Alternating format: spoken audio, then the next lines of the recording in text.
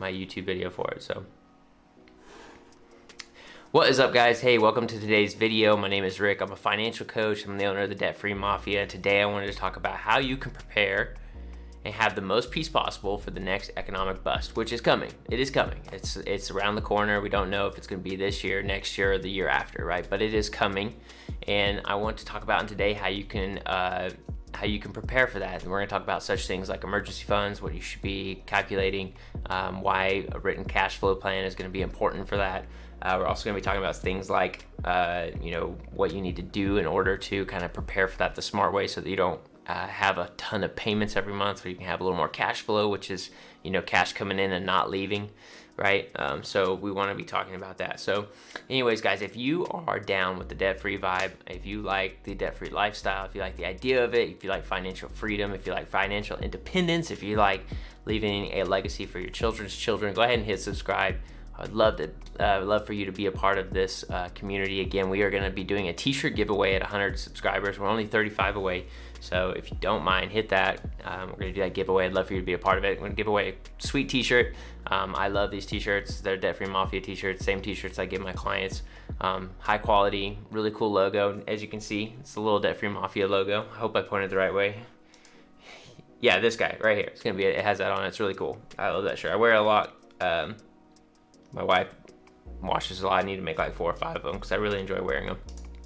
But okay, all right, let's jump right into this. We're gonna go into number one. Okay, number one, and you're gonna find this anywhere you go, whether no matter what the philosophy is when it comes to personal finance. But this is gonna be having an emergency fund. So if you're familiar with this, right around the first step that I usually have with people is we are going to save $1,000. Doesn't matter if you're in debt or whatever it is. As long as you're taking care of your house, you're making your rent, your bills, like your electric, sewer, garbage, water, all of those bills, you have enough money for clothes and transportation. As long as you're making all those payments, the next thing we're gonna focus on is making sure you have $1,000. You can have up to $2,000. I don't recommend going over that, because after we get over the $2,000, what I really want you to focus on is paying off your debt. And you might be saying, oh, well, shouldn't we just be throwing money completely away to prepare for this thing? That's a great question.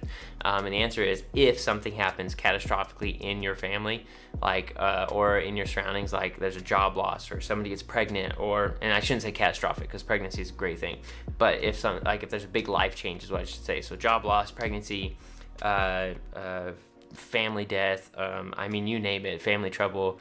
If there's just something that's big and it's going to weigh on your finances, you pause paying debt. Like, you still make your minimum payments, but you pause paying the debt and you focus on just stashing money until that season has come and gone. Okay, so if there's no big life change that happens to that, save that $2,000. Get busy on paying off that debt. Why should we be doing that? Okay, so hear me out. That debt is going to be there even when hard times come. So let's get it taken care of, because if we get it taken care of and you can knock out like your smallest debts first, and you don't have these little, $50, $75, $100, $150 payments coming out every single month, that's an extra $50, $75, $100, $150 that you're able to save every month if something were to happen, right? So the less debt we have, the less debt payments we have, the easier it is for us to save for something or be able to invest in something once we get past that, etc. That's a different story. But first thing, emergency fund. After we pay off that debt, got to pay off that debt, right? So if we don't have any debt, if you didn't have any debt, if you're watching this and you have debt, imagine you don't have any debt. I'm even talking get to the point imagine not even having a mortgage. All you're doing is cashing your check twice a month, and you pay for your bills, your groceries, and that's about it. How much extra money do you have? Hopefully a lot. You should have a lot, right? It's way easier to endure something crazy like an economic bust whenever all you have is income and not expenses, right? Most of us are going to have a mortgage payment or rent. That's normal. But imagine not having any other debt. You're going to have great income and little expenses, which will go a long way in an economic bust. So very important. And we talked about paying off debt. That's the second point. Got to pay off debt because it increases money that you have month to month. Third point, getting on a budget. It is really hard to do those first 2 steps if you don't have a budget. We teach a zero-based budget. I have a video on that and why it's the best. You can search on the page, on my page about it. But essentially, we're making sure that we capture every single dollar that's coming into our bank account, making sure it's going to something. So be sure that you have some sort of budget set in place, because if you don't, it's way harder to hit financial goals if you don't have a plan on how to get there.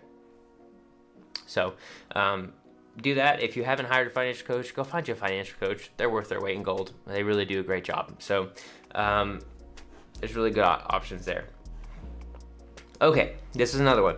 Making sure your house payment is low. I put this in here because this was a big problem with the last economic bust back in 2008. That recession, you remember that thing? That was because there were some things that they called toxic mortgages. Why were they toxic? Well, it was because they had adjustable interest rates. So 1 month people were paying let's say $1,000 a month. Interest rate got changed. Next month they're having to pay $2,000. Well, this happened to literally hundreds of thousands of people, and guess what happened?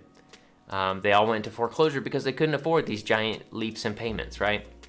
These toxic mortgages were the sole cause of, there's several factors, but they were one of the sole causes of this whole economic recession. I mean, the government had to come in and bail the banks out because the banks had so many people go basically bankrupt on their houses. They didn't even have enough cash to cover themselves. So the government had to literally come in and bail the bank out because the bank needed bailing out because they gave out so many bad mortgages.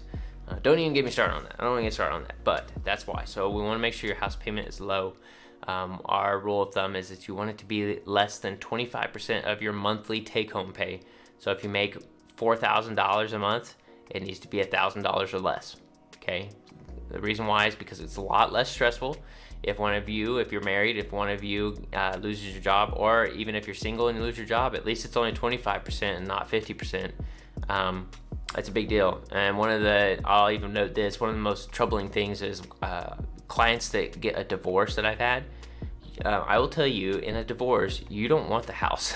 A lot of people are like, oh, I want the house. Well, that's great, but it also comes with a huge bill every single month. And now you're on a single income and you got to take care of this giant bill. So a lot of the times that house turns into a burden. We always want the house to be a blessing, not a burden. So make sure it's under 25% of your monthly take-home pay. Okay, next, we got selling your car. We talked about this in the previous video, talking about, most people need to sell their car. Well, most people need to sell their car. Why? Because the average car payment is $570 in North America. I think here in Midland County, it was like up over $600 for a little bit, which is like one of the most expensive in the United States, which blew my mind. But if you lived in the oil field, you would totally get why.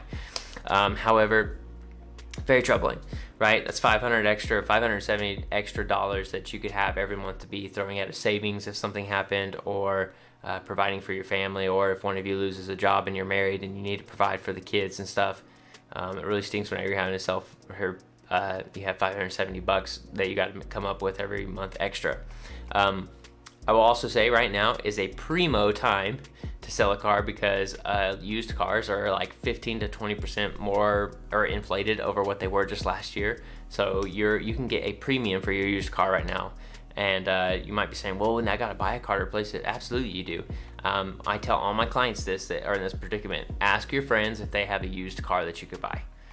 This has worked. Word of mouth, and especially if you tell them I'm trying to be debt free, I'm trying to get my finances in order, they're probably way more willing to work with you on a good price. So do that. It does work. Just ask people on Facebook or social media, hey, I need a car. Anybody got a car for less than $3,000, whatever it is, and see if you can't find a really good deal. And I've seen it happen time and time again. It worked for us. It's worked for other clients I've had. Do it. So, all right. One thing I got to know some of these things kind of going forward. And these aren't necessarily ways to prep, but these are kind of some mindset things that I want you to be thinking about for this next economic crash. It's going to be, so kind of going back to the last recession. Let's talk about the last recession, the one that was in 2008, started late 2007, 2008 got hit, bled into 2009, even 2010. Unemployment doubled in our country in 2009. So that was the results of this recession, right?